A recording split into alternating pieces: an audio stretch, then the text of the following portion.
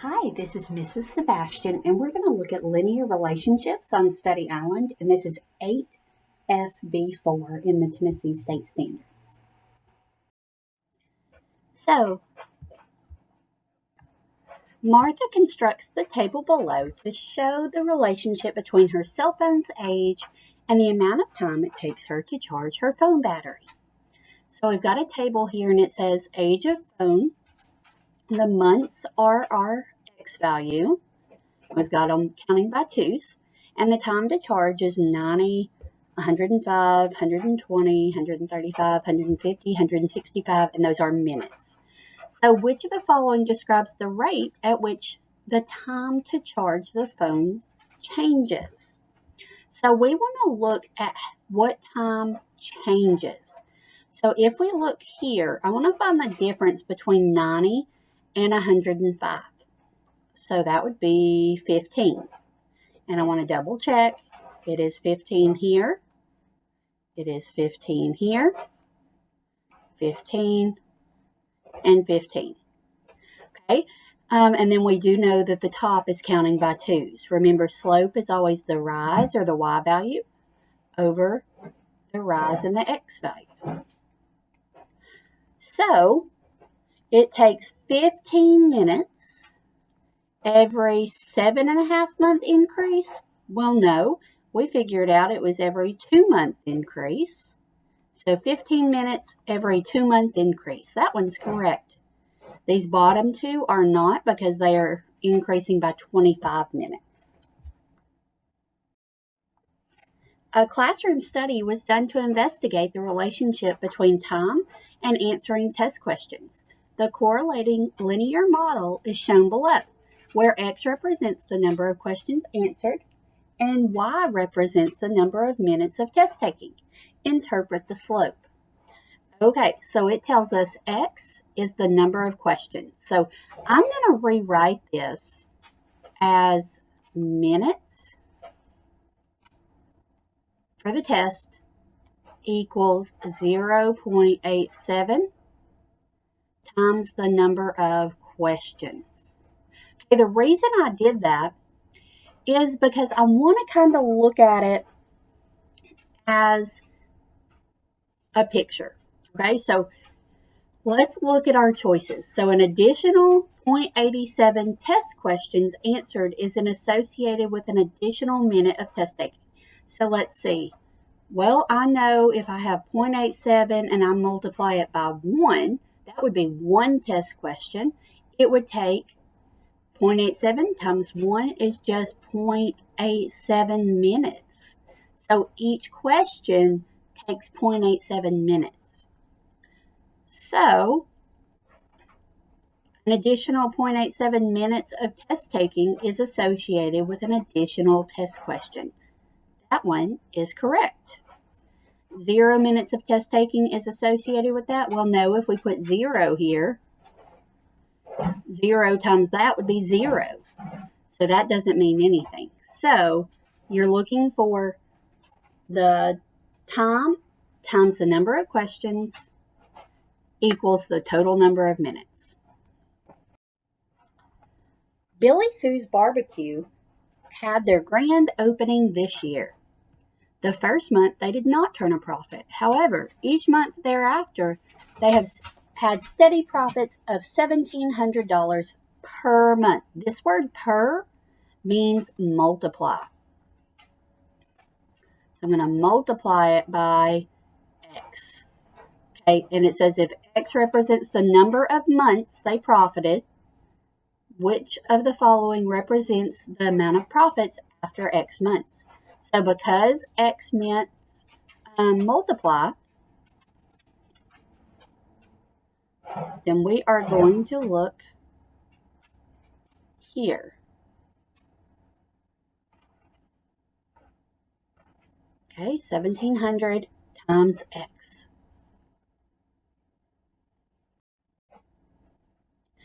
Ellen made pudding for dessert.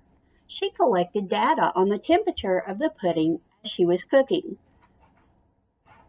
Okay, what was the original temperature of the pudding? So original tells me that that was after 0 minutes. That was when she started cooking. So I'm going to look for when X is 0, and I'm going to look on this line right here to see where it started. And it looks like it started right here at 40. So the original temperature of this is 40. When it says original, remember that's the y-intercept. That's where it is at 0 minutes. Okay, Stephanie participated in an exercise study. Her results show that she burns an average of 420 calories per hour. In a linear model of this situation, which of the following statements applies? So we know it's 420 calories per hour. Okay? Now we need to change it to calories per minute. So there are 60 minutes in an hour. So I want to divide 420 by 60. And I do get 7 calories per hour. So I'm going to look up here and see, I see this one says 6, this one says 6. So I've got B and D left. D says an additional 7 minutes of exercise is associated with an additional calorie burned. That's not true. We want 7 calories. Oh, sorry, not per hour, per minute. So 7 calories for every minute. So every minute gives us an additional 7 calories burned. Julie bought a drink for $2.99, 2 bags of chips for $1.29, and some gasoline at a convenience store. The price of the gasoline was $2.09 per gallon. Remember, per means multiplied. So I'm going to go ahead and put that.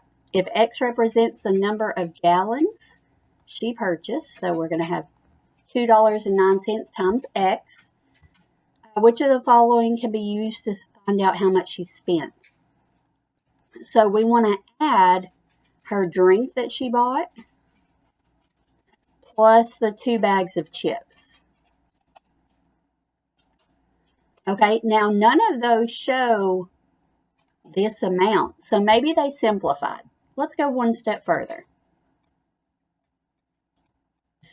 So I'm going to come over here and I'm going to say $2.99, $1.29, $1.29. I'm going to add them up really quick. So 9, 9, and 9 is 27. So I'm going to carry my 2. 2 and 9 is 11.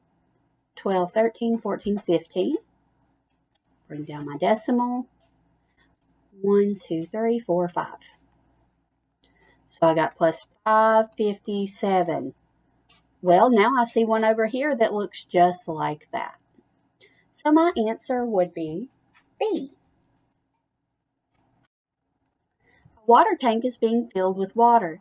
Before the water is pumped in, the water level is at 11 inches high. So that's going to be where our starting point is. That's our y-intercept.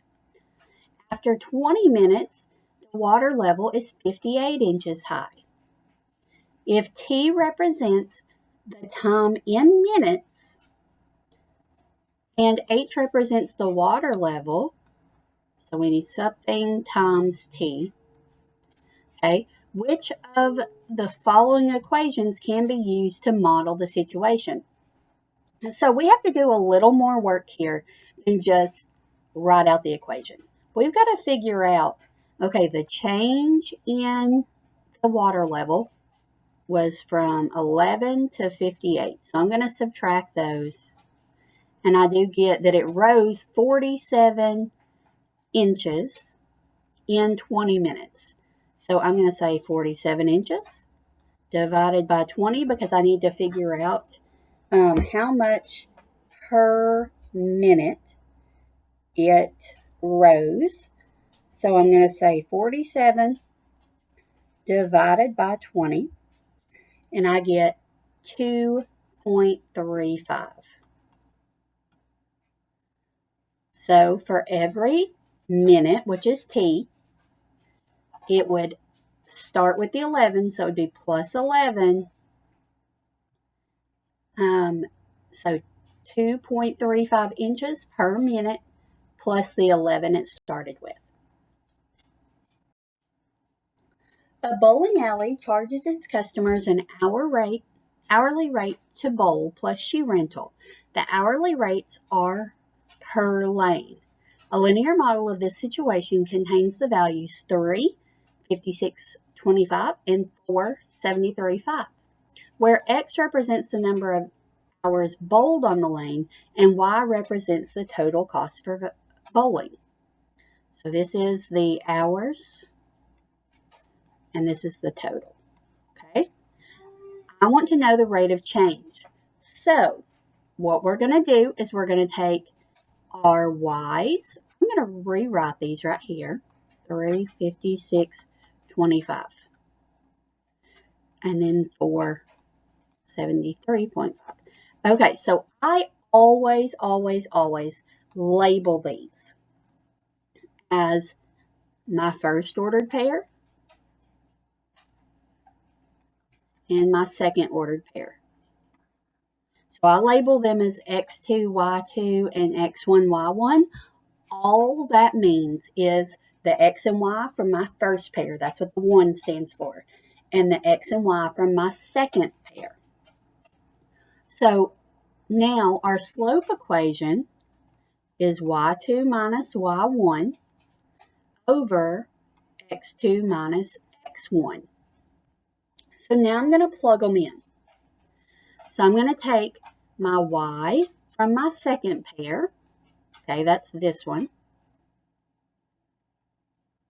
And I'm going to say 73.5.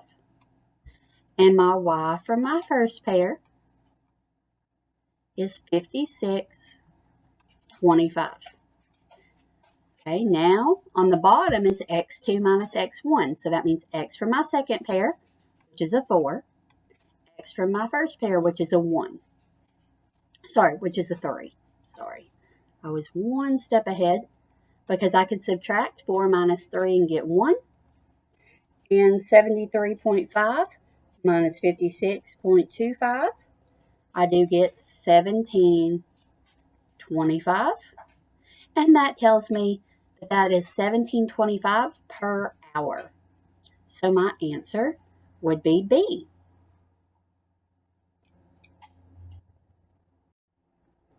Okay, Mila had her hair styled at many different salons. She graphed the total cost of the hairstyle, each amount, and the amount of money she left as a tip.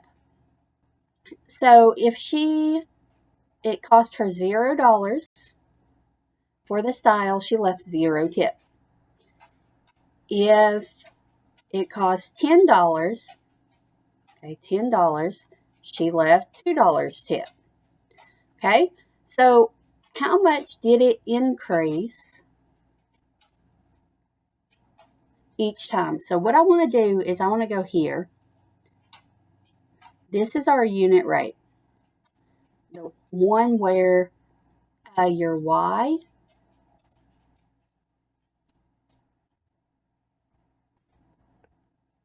is 1. Let's say Y is $1. So for every $1 raise, it was $5 more in the cost of style. And we can check that here. So $20. Okay, if we do that, you have to multiply 5 by 4. So would that match? Yes, it would. $4.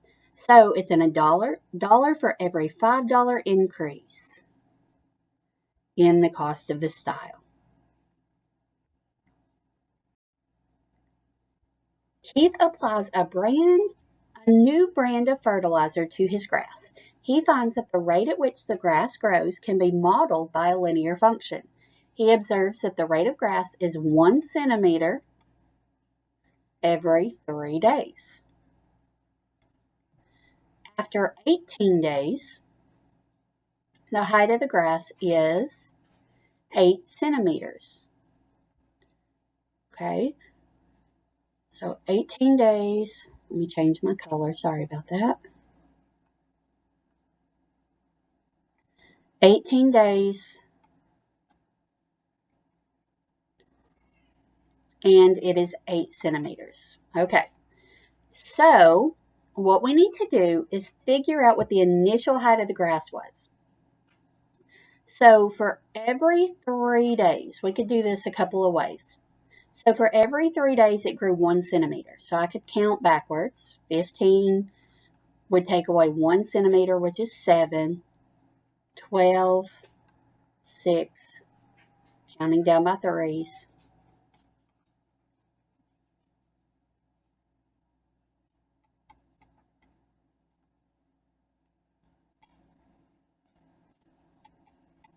Okay, so we could do it that way.